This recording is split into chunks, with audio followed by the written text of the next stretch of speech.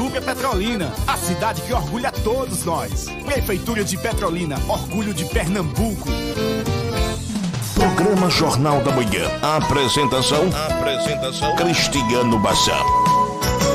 Muito bem, voltamos com o nosso programa Jornal da Manhã, debatendo, claro, trazendo o quadro Eleições 2022, debatendo com a doutora Priscila Lapa, cientista política, e o economista doutor Sandro Prado, falando sobre o cenário tanto nacional quanto estadual. Nós analisamos a pesquisa do Datafolha no primeiro bloco aí, mostrando as possibilidades, o que é que pode acontecer no cenário nacional. Vamos agora voltar para o governo de Pernambuco.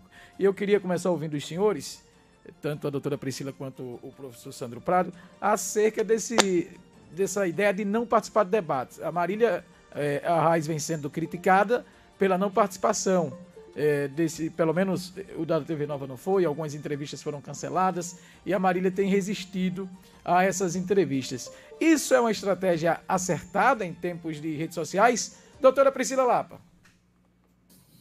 Veja, realmente a gente tem um aspecto importante acima de tudo isso, é que esses debates eles ganham muita centralidade, por mais que antes do período eleitoral começar e depois que ele passa, as pessoas digam assim, as redes sociais são a única fonte, é o que decide a eleição, qualquer outra coisa é acessória, não tem mais sentido, as pessoas não assistem debate, as pessoas não consomem guia eleitoral em sessão no rádio e na TV, isso tudo passou, é o passado e rede social é o presente. Quando, na verdade, a minha percepção é de que existe uma retroalimentação. Como eu falei, a campanha ela é um momento de tensão política em que elementos da conjuntura eles têm o poder de se transformar em discurso e em agenda desses candidatos. Então, está lá, acontecendo uma campanha.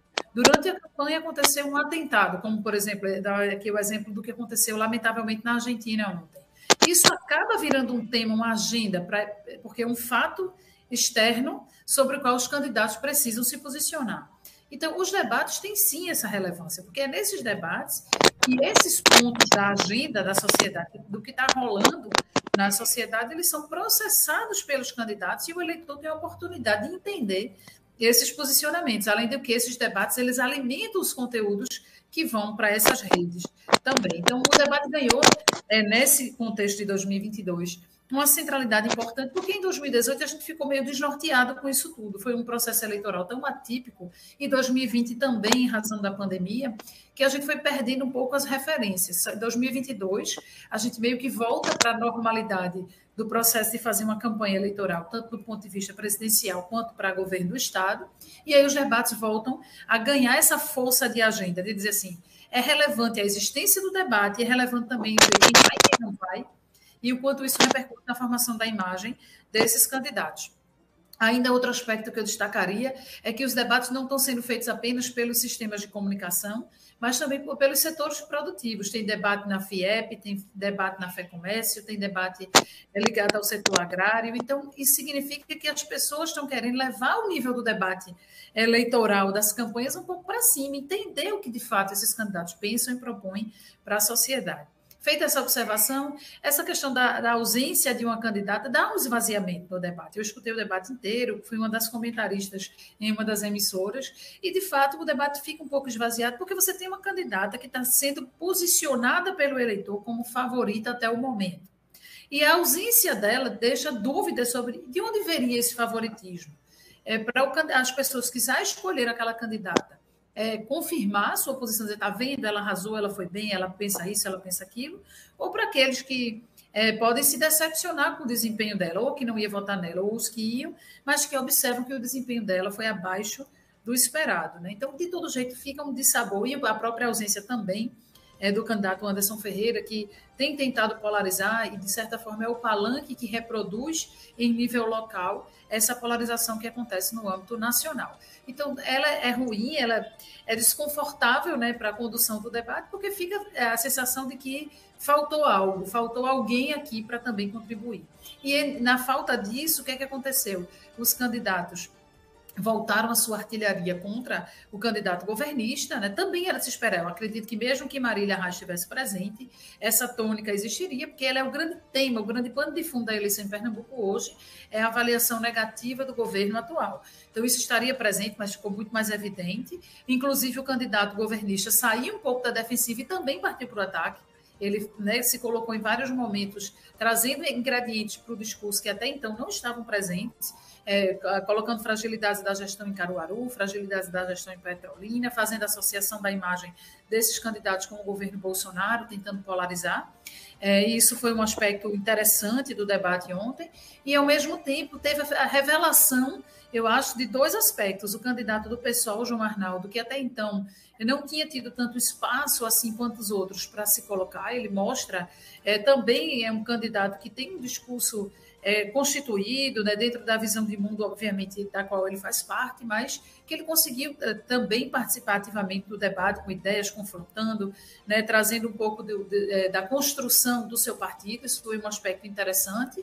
E também o candidato, o pastor Wellington, que até então também parecia uma figura menor, ele acabou ocupando esse espaço deixado por Anderson Ferreira, né, colocando muitas vezes o discurso de defesa do governo Bolsonaro. Em muitos momentos, em quase todas as falas dele, ele trouxe que Bolsonaro privilegiou Pernambuco, trouxe recursos para Pernambuco, confrontou essa questão do governo Lula em Pernambuco, né? Então, ele ocupou um espaço que foi deixado, né, pelo próprio Anderson Ferreira. Se isso vai representar crescimento dele na campanha, a gente não sabe ainda, mas, de fato, na construção da estratégia, ele soube aproveitar um espaço deixado pela ausência do candidato Anderson Ferreira.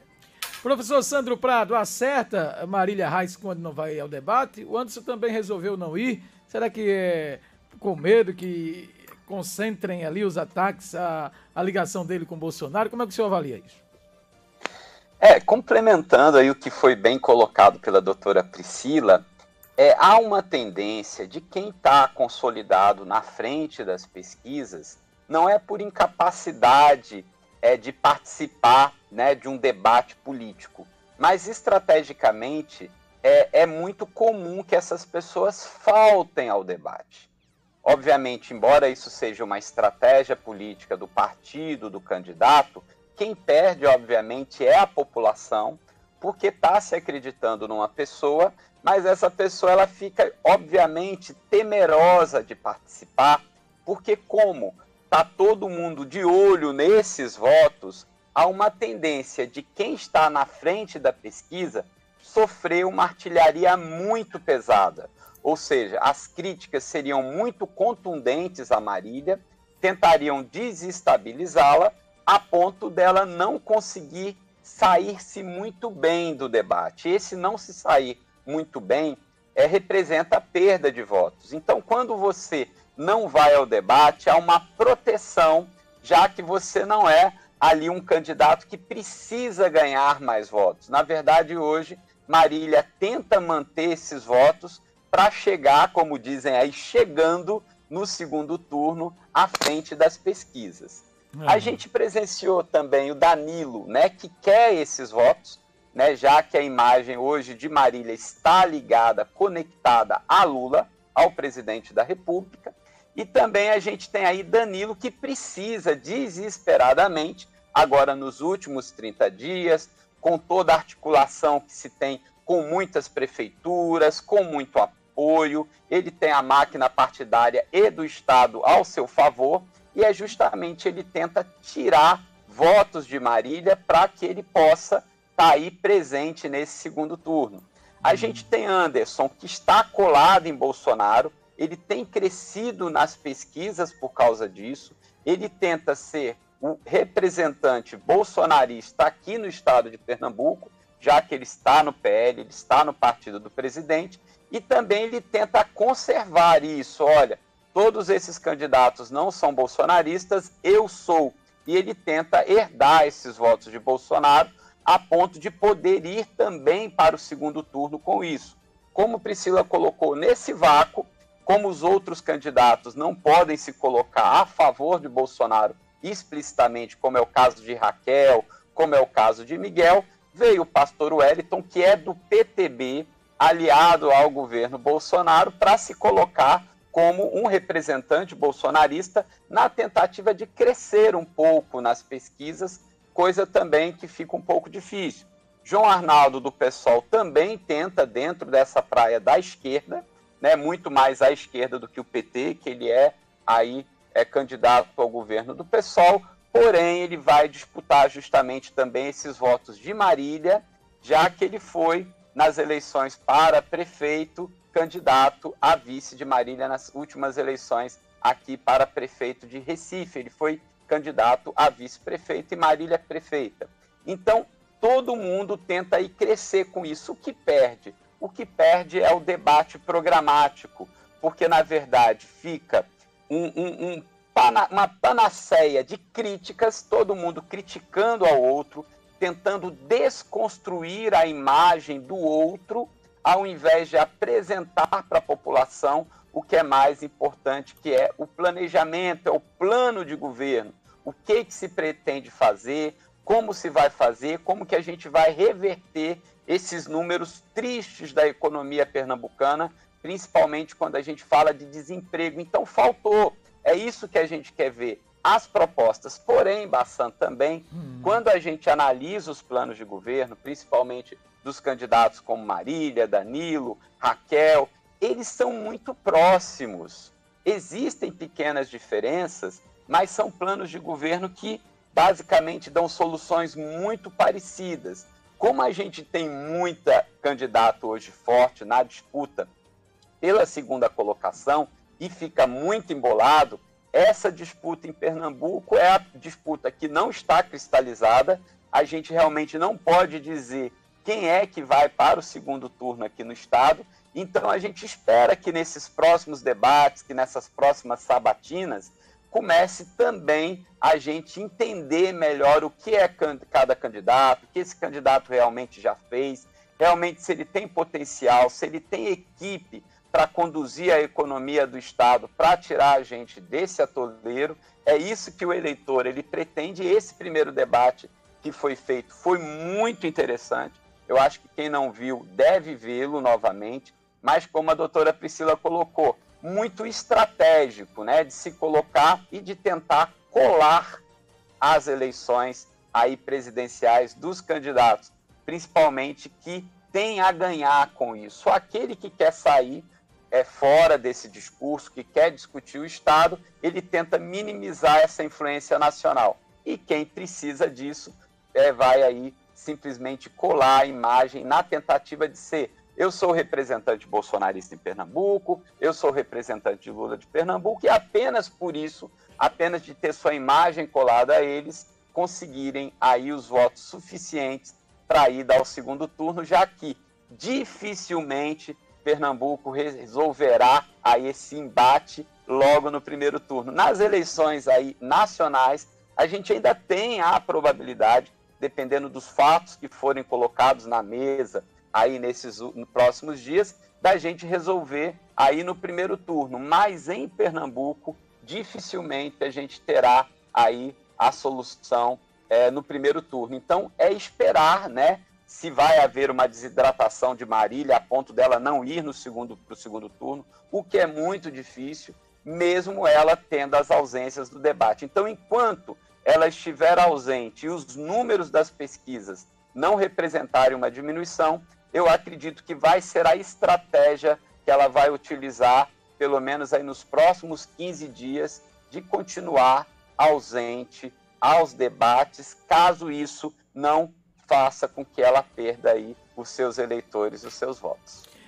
Para finalizar, que a gente já está com o tempo estourado, mas professora Priscila Lapa, depois de Marília, que pelos números das pesquisas está consolidada no segundo turno, só uma catástrofe tiraria Marília do segundo turno, o resto, aqueles 4 principais ali estão embolados. É o caso de Raquel, Miguel, Anderson e Danilo.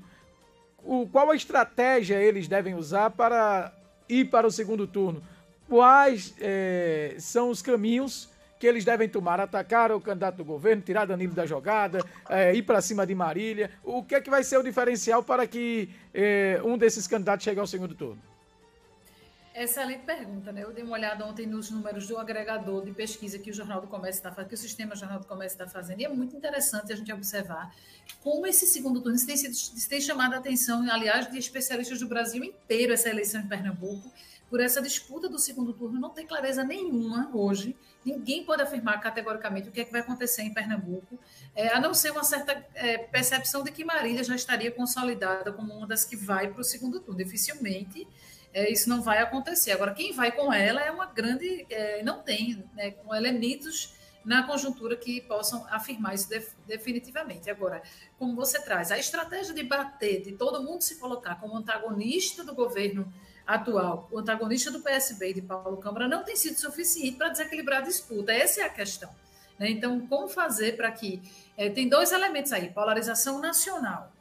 Como é que a polarização nacional ajuda ou atrapalha alguns desses candidatos? Eu acho que Anderson Ferreira é uma evidência de que tem ajudado ele até o momento de dar uma separada ali dos demais. Eu sou o candidato de Bolsonaro, mas não ainda suficiente. Por outro lado, só bater no PSB também não está levando ninguém necessariamente para dizer assim, as pessoas identificando, esse é o grande opositor. É essa pessoa que realmente antagoniza com o PSB. Isso também não está claro para o eleitor. Então, acho que o grande desafio desses candidatos é mostrar qual é o seu diferencial.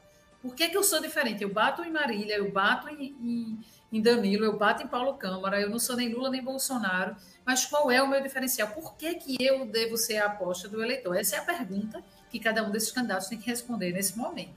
Professor Sandro, concorda? Concordo plenamente. Eu acho que é isso que está essa grande dúvida. Quando a gente também vê a pesquisa por segmentos, né, a gente vê a força de cada candidato em determinado segmento. Então, Anderson, ele tem aí uma força muito grande entre os candidatos, entre as pessoas que dizem que irão votar em Bolsonaro. Então, muitas pessoas estão fazendo essa dobradinha. A gente tem aí o interior, onde é muito forte a presença na região de Caruaru, né, como era de se esperar, da influência política da candidata Raquel. Em Petrolina, nós temos aí a força de Miguel, mas Marília está presente aí em todo o estado, né? A gente vê que ela tem votos em todas as partes do estado, por isso que dificilmente ela não iria para o segundo turno, porque está consolidado esse crescimento dela. Marília, ela vem se posicionando politicamente com muita clareza desde as eleições para prefeito aqui de Recife, que é a eleição ainda que todo mundo lembra bem, por isso a força de Miguel, de Raquel e principalmente de Marília, porque foram candidatos a prefeitos vitoriosos nas últimas eleições. Lembrando que, né, no caso de Miguel e Raquel, eles deixaram a prefeitura para se candidatar, Anderson também, então está muito presente, por isso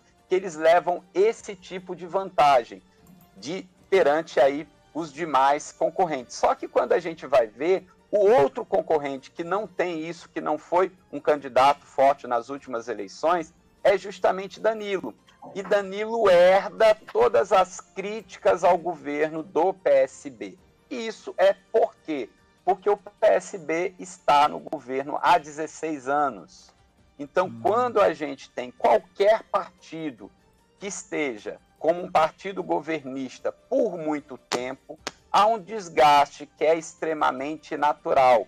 Então, como nós estamos com uma crise econômica nacional, essa crise se reflete em Pernambuco, aqui com muito mais evidência por causa das questões de formação econômica do Estado.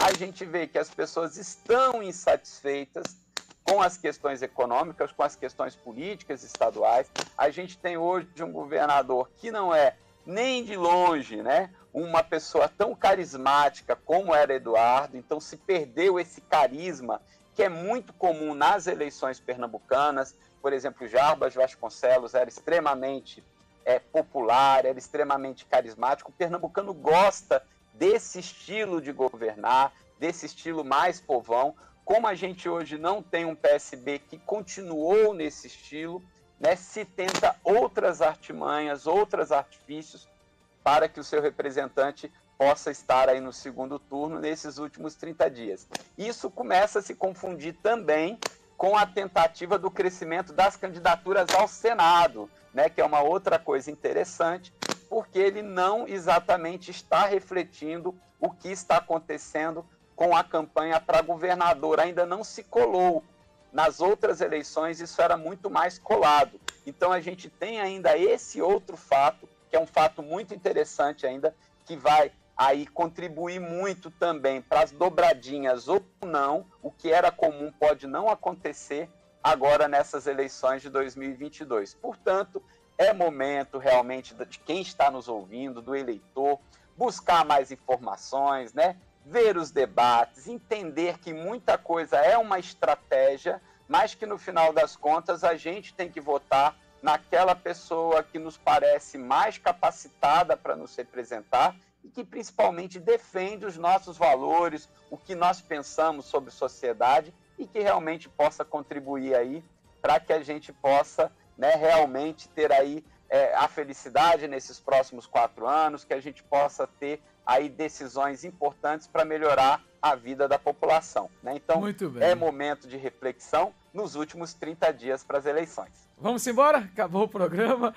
Professora Priscila Lapa, muito obrigado. Esse bate-papo vai estar disponível daqui a pouco no nosso canal do YouTube e na sexta a gente volta a discutir, vai estar mais próximo da eleição, vamos trazer novos números e ainda mais repercussão e debater os planos de governo. Professora Priscila, muito obrigado pela participação. Ótima sexta, bom final de semana, viu? Eu que agradeço pelo espaço. Obrigada, Sandro. Obrigada, Cristiano. E vamos em frente. Professor Sandro Prado, economista Sandro Prado, muito obrigado pela participação e até sexta. Eu que agradeço, Subassam, muito obrigado. É sempre um prazer estar aqui com você e com a doutora Priscila, uma pessoa extremamente inteligente e preparada para discutir e analisar a política aqui no Brasil. Sou fã de carteirinha. Tenham todos aí Somos um ótimo dia, um ótimo final de semana. Um abraço, professor Sandro, professora Priscila, fim do programa.